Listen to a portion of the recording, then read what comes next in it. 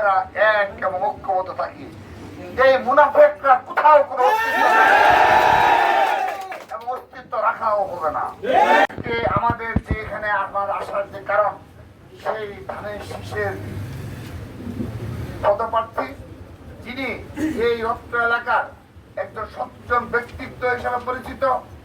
এবং যিনি পারিবারিক ভাবেও এই জনগণের পাশে সকল দুর্যোগে রক্ষা রাখতে পারে, সকল জনগণের পাশে অবিচ্ছেদ্য অংশ হিসেবে রয়েছেন পারিবারিক ভাবে ব্যক্তিগত ভাবে, সেই ইঞ্জিনিয়ার ফাহিম ভাইকে অর্থাৎ মোহাম্মদ ফাহিম চৌধুরী, তার পাশেও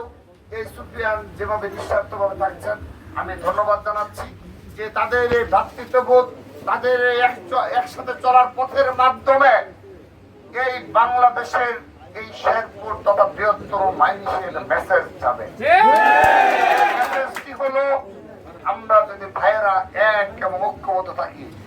এই মুনাফেকরা কোথাও কোনো অস্তিত্ব এবং অস্তিত্ব রাখাও হবে না। উপস্থিতি আরো বিশেষ ভাবে উপস্থিত রয়েছেন আমার অত্যন্ত স্নেহের ছোট ভাই